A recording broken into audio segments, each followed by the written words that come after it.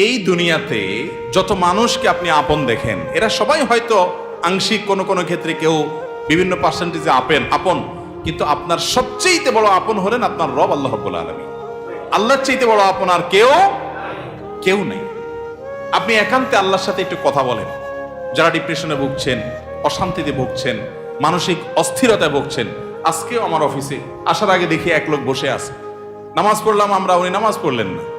তো আমি যার মাধ্যমে আসছে তাকে জিজ্ঞেস করলাম, নামাজ পড়লেন, উনি কি মুসলমান না?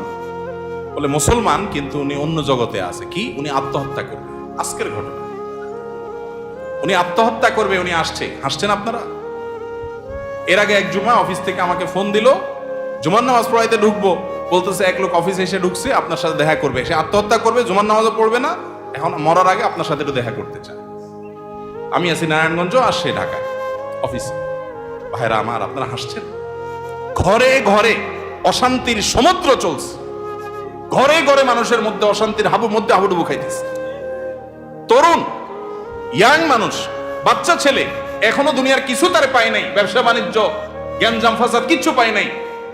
কলেজ ইউনিভার্সিটিতে পড়ে, সেখানে শতাধিক ছেলে এক বছরে আত্মহত্যা করে ফেলতেছে। মানসিক শান্তি যেটা, এটা এই সমাজের প্রতিটা ব্যক্তি থেকে উঠে যাচ্ছে। প্রত্যেকটা মানুষ অস্থির। এর মূল এবং প্রধান কারণ হলো এই কলব এবং অন্তরে যে জিনিসটাকে ঢুকানো দরকার ওটা না ঢুকাইয়া ভুলটারে ঢুকাইয়া বসে আছে, ইনস্টল করে নিছে দুনিয়াকে। দুনিয়া ছাড়ার কিছু তার মাথায় নেই। একজন যুবক, তিনি কোনো মেয়ের সাথে অবৈধ সম্পর্কে জড়িয়েছেন, হারাম সম্পর্কে জড়িয়েছেন, সেটা একটা বিষয়, কিন্তু সেই মেয়ে তার সাথে ধরুন কথা রাখে নাই, সে আরেকজনের সাথে ভেগে গেছে বা অন্য কোথাও তার বিয়ে হয়েছে। এখন সে ডিপ্রেশনে ভোগে। কেন ডিপ্রেশনে ভোগে? যে ওই পছন্দের মানুষটাকে সে পায় নাই। আলটিমেটলি এটা দুনিয়া, ঠিক না ঠিক? আলটিমেটলি এটা কি? তার অন্তরে যদি আল্লাহকে স্থান দিত, আল্লাহকে যদি সবচেয়ে বেশি ভালোবাসতো, আল্লাযীনা আমানু আশাদ্দু হুব্বাল, তার অন্তরে যদি আল্লাহর সাথে মহব্বত সবচেয়ে বেশি থাকতো, আল্লাহর সন্তুষ্টিটাকে সবকিছুর উপর যদি প্রায়োরিটি দিত, তাহলে এরকম কেউ তার জীবন থেকে চলে গেছে, কেউ আসছে, কোন দোস্ত নারাজ হয়ে গেছে, কিছু টাকা লস হয়ে গেছে, একটা ব্যবসা ছুটে গেছে, কিছু ক্ষতি হয়ে গেছে, এগুলোর কোনোটি তার জীবনে কোনো প্রকার প্রভাব ফেলতো? কি হয়েছে? এগুলা গেছে, আরো আসবে, না আসলোই না, তাতে কি সমস্যা? আমাকে তো আল্লাহর কাছে যেতে হবে, কিয়ামতের ময়দানে দাঁড়াতে হবে, সারা জীবনের হিসাব দিতে হবে। আমি সেই জায়গা কি হিসাব দিতে পারবো, সেই জিনিসটা আমি ঠিক রাখতে পেরেছি কিনা, এটাই হলো আমার মূল গোলের জায়গা, এটা হলো মূল টার্গেটের জায়গা।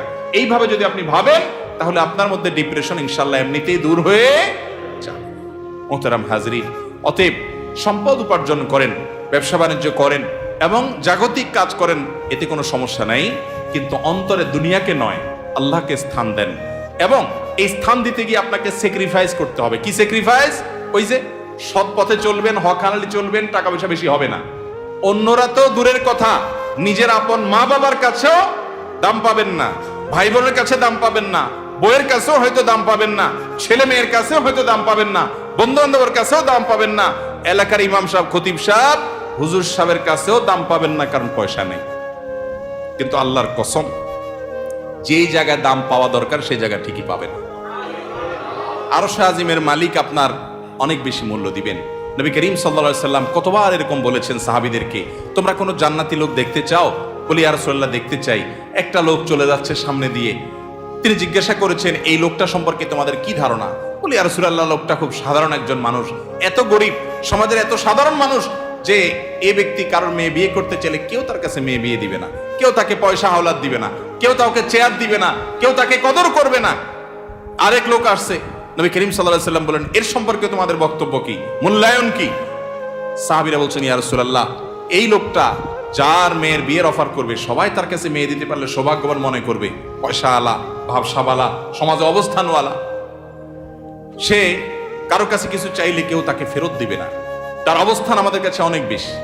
নবী করিম সাল্লাল্লাহু আলাইহি সাল্লাম প্রথম যে ব্যক্তি, যাকে সমাজের মানুষ অনেক তুচ্ছ মনে করে, অনেক দুর্বল মনে করে, তার সম্পর্কে মূল্যায়ন করে তিনি বলেছেন, এই যে প্রথম লোকটা, দ্বিতীয় লোকটার মতো মানুষ যদি গোটা দুনিয়াতে পরিপূর্ণ হয়ে যায়, তবুও এই প্রথম, এই দুর্বল, কিশোকায়, হ্যাংলা পাতলা, গরিব, অভাবী মানুষ, যাকে তোমাদের সমাজ কোনো দাম দেয় না, এই লোকটার মর্যাদা আল্লাহ রাব্বুল আলামিনের কাছে ওই দ্বিতীয় লোকটার মতো মানুষ গোটা দুনিয়াতে পরিপূর্ণ হওয়ার চাইতে বেশি।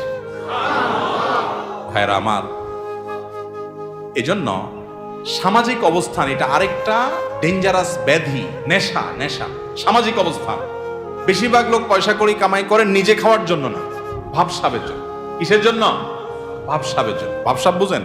আমি এই জন্য প্রায় সময় বলি, গোটা দুনিয়াতে এখন অভাবটা হলো ভাবের। অভাবটা কিসের? ভাবের অভাব। যে আমাকে মানুষ লাখপতি বলবে, কোটিপতি বলবে। অনেক লোক দেখবেন যে বিদেশে হয়তো উনি সাধারণ একটা কাজ করেন, কিন্তু দেশে আইসা মাশাআল্লাহ কোট টাই বুট, ঢাকা শহরে হয়তো কোনো একটা দোকানে কাজ করেন, কিন্তু গ্রামে যায় মাশাআল্লাহ এমন ভাবে পরিপাটি হয়ে যান যে উনি ঢাকা শহরের বিশাল শিল্পপতি। আছে না নাই? তো বেচারা এত কষ্ট কেন করতেছে? তার দরকার একটু ভাব। তার কিসের দরকার? ভাব। এটাকে বলে সামাজিক অবস্থান। হব্বে যা, এটা মানুষকে কুরে কুরে শেষ করে দেয়, একদম ধ্বংসের দ্বার প্রান্তে নিয়ে যায়। এজন্য ডিপ্রেশন থেকে মুক্তি পেতে চান, একমাত্র পথ আল্লাহর আনুগত্য এবং গোলামিতে ফিরে আসেন।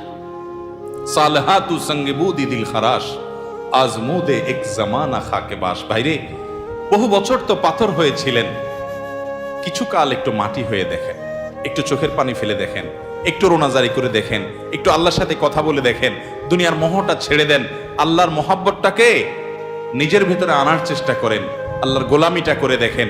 একাকি আল্লাহর সাথে একটু কথা বলেন, ভোর রাতে উঠে একটু আল্লাহর সাথে কথা বলেন, তাহাজ্জুদে গিয়ে একটু চোখের পানি ছেড়ে দেন, মুনাজাত করেন, আল্লাহর সাথে কানাঘুষা করেন। কেউ আপনার দুঃখ বুঝে না, আল্লাহকে বলেন, আল্লাহর সাথে একটু কথা বলেন। আপনার চাইতে সুখী মানুষ আল্লাহর জমিনে আরেকটা আর থাকবে না ইনশাআল্লাহ। ভাইরা আমার, সুখের যে পথ কোরআন বলেছে সেটা আমাদের বিশ্বাস হয় না।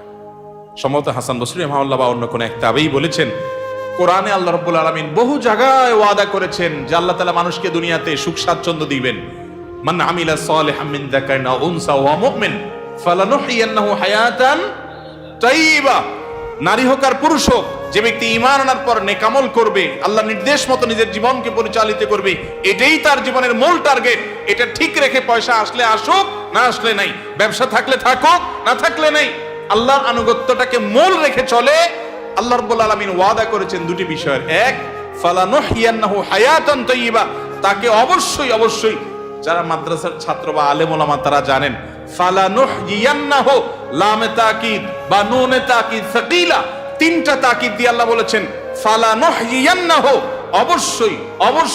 অবশ্যই আমি তাকে দুনিয়াতে সুখী জীবন দিব। আল্লাহ তাআলা বলেন নাই সম্পদের পাহাড় গড়তে পারলে, বিশাল বড় চেয়ারের মালিক হতে পারলে, গদি দখল করতে পারলে, সামাজিক অবস্থান হলে ওই ব্যক্তিকে আমি সুখ দিব। আল্লাহ বলেছেন ঈমান আনার পর যদি নেক আমল করো, আল্লাহর গোলামি যদি কেউ করতে পারে সমস্ত ক্ষেত্রে, যে আল্লাহর আনুগত্য ঠিক রেখে দুনিয়ার সব ঠিক থাকলে থাকুক, আর না থাকলে সব বাদ, আমার বন্ধু অন্তরে তাকে জায়গা দিলাম যতক্ষণ পর্যন্ত আল্লাহ রাব্বুল আলামিনের কোনো আদেশ নিষেধ লঙ্ঘন না হয়। তার সাথে বন্ধুতা করতে গেলে আমার আল্লাহকে হারাইতে হয়, তো বন্ধু বাদ, স্যাক্রিফাইস করে দিলাম। আমি কোন গ্রুপকে, কোন বলয়কে আমি পছন্দ করি, ভালো লাগে তাদেরকে, কিন্তু তাদের ভালো লাগতে গেলে দেখি না আল্লাহর ভালো লাগা আর পাওয়া যায় না, তো বাদ, আমার জীবন থেকে আমি সরাই দিলাম। আমি একটা ব্যবসা করতে যাচ্ছি, বিশাল বড় লোভনীয় অফার, হাতছানি পয়সার, কিন্তু এটা করতে গেলে আমার আল্লাহর নিষেধাজ্ঞা লঙ্ঘন করতে হয়, হারাম করতে হয়, তো বাদ, এ লোভ ছেড়ে দিলাম। এর নাম হলো মুসলমান। এই ত্যাগ মনে হয় খুব কষ্টের না? ভাইরা আমার, আল্লাহ রাব্বুল আলামিন যা বলেছেন, আল্লাহর কথার সত্যতাটা আমল করে দেখেন। আজমুদে এক জামানা খাকে বাস, একটু আমল করে দেখেন। স্যাক্রিফাইসের ভিতরে যে আনন্দ আছে, আল্লাহর শপথ, ভোগের ভিতরে সে আনন্দ। হারামের হাতছানি আছে, ছেড়ে দিছেন কেন? আমার রবের নির্দেশ নাই, অনুমোদন নাই, আমি করলাম না, দরকার নেই আমার এই পয়সা। মনে হয় খুব কষ্ট হবে, তাই না? বাহ্যিকভাবে কষ্ট হবে, রূহ যে আছে, রূহ আত্মা, ভেতরটা প্রশান্ত হবে। একটি জয়ীফ হাদিস দ্বারা প্রমাণিত যে কোনো ব্যক্তি যদি তার দৃষ্টির এরিয়াতে কোনো পরনারীকে দেখে, সুন্দরী মেয়েকে দেখে, দেখার সুযোগ আছে, ইউটিউব ফেসবুকে ভালো জিনিস দেখতে দেখতে হঠাৎ একটা খারাপ জিনিস চলে আসছে, আপনি দেখলে দেখতে পারেন, কিন্তু দেখলেন না, এটাকে অ্যাভয়েড করলেন আল্লাহর ভয়ে, যে না, আল্লাহ তাআলা আমাকে কোরআনে নির্দেশ করেছেন কুল্লিল মুমিনিনা ইয়াগুদ্দু মিন আবসারিহিম, ঈমানদাররা যেন তাদের চোখের হেফাজত করে, আমি সেজন্য দেখব না। আপনি এটাকে এড়ায় গেলেন, স্কিপ করে চলে গেলেন। বাহ্যিকভাবে একটু কষ্ট হবে, প্রথম মনে হচ্ছে যে আরে দেখলে মনে হয় সুখের সমুদ্রে আবুডুবু খাইতে পারতাম, কিন্তু আপনি দেখলেন না। একটু পরীক্ষা করে আমল করে দেখেন, কখনো যদি এটা আপনি অ্যাভয়েড করতে পারেন। একজন রাস্তা দিয়ে মেয়ে যাচ্ছে, সুন্দরী মেয়ে, আপনার চোখে হালকা আবসা আবসা দেখতে পেয়েছেন, যে আঁচ করতে পেরেছেন একজন সুন্দরী মেয়ে যাচ্ছে বেপর্দা, আপনি চাইলেই তাকিয়ে হারাম স্বাদ নিতে পারেন, কিন্তু আপনি নিলেন না, নজরটাকে নিচু করে নিলেন, হেফাজত করে নিলেন। এতে আপনার একটু কষ্ট হবে, একটু প্রথম ধাক্কাতে একটু কি হবে, কষ্ট হবে। আল্লাহর কসম করে বলেছি, আপনি পরীক্ষা করে দেখেন, আপনি একটু পরেই সে মেয়েটা আপনার দৃষ্টি থেকে যখন আড়াল হয়ে যাবে, দূরে সরে যাবে, আপনার অন্তরের ভিতরে সাথে সাথে ঈমানের স্বাদ অনুভব করবে। সাথে সাথে দেখবেন আপনার মধ্যে একটা ভালো লাগা কাজ করবে। সে ভালো লাগাটা কি? যে আমি আমার রবের নির্দেশ রক্ষা করতে পেরেছি, আলহামদুলিল্লাহ। শয়তানকে কাত করতে পেরেছি, কুপকাত করতে পেরেছি, শয়তান আমাকে হারাইতে পারে নাই। এই জন্য ভাইরা আমার, আল্লাহর আনুগত্যের জন্য চেষ্টা করবো তো ইনশাআল্লাহ। বিশ্বাস করুন, সম্পদে, দুনিয়ার মোহে, দুনিয়ার কোন ঐশ্বর্যে, দুনিয়ার কোন ভোগ বিলাসের উপকরণের মধ্যে আল্লাহর শপথ, আল্লাহ শান্তি রাখেন না। যদি রাখতেন তাহলে আগের জেনারেশনের চাইতে এই জেনারেশনের হাতে সুখ সমৃদ্ধির সমস্ত উপকরণ, ভোগের সমস্ত উপকরণ আছে, তারপর আত্মহত্যা করে। গরিবের চাইতে ধনীরা আরো বেশি করে, ঠিক না? ঠিক বোঝা গেল আল্লাহ তাআলা এগুলোতে শান্তি রাখেন নাই। শয়তান আমাদেরকে ওয়াদা করেছে একবার, আশ-শাইতানু ইয়াইদুকুমুল ফাকরা, শয়তান তোমাদেরকে গরিব হয়ে যাবা এটার ভয় দেখাচ্ছে। এই একবার বলাতে আমরা শয়তানের কথা যে পরিমাণ বিশ্বাস করি, কোরআনে আল্লাহ তাআলা কতবার বলেছেন, ফালানুহিয়ান্নাহু হায়াতান তাইয়্যিবা, ঈমান আর নেক আমল অনুযায়ী চলো। পয়সা তোমার কম থাকুক, বাড়ি গাড়ি তোমার কম থাকুক, বেচা কিনা তোমার কম থাকুক, দোকান একটা কম থাকুক, সবাই তোমাকে দাম কম দেখ, তোমার কোনো গুরুত্ব সমাজের মানুষের কাছে না থাকুক, কেউ তোমাকে নেতা না বানাক, পাত্তা না দেখ, কিন্তু তুমি মানসিক যে প্রশান্তি হাসিল করবা ওইটা কোটিপতি, মিলিয়নার, বিলিয়নারকে আল্লাহ রাব্বুল আলামিন দেন নাই।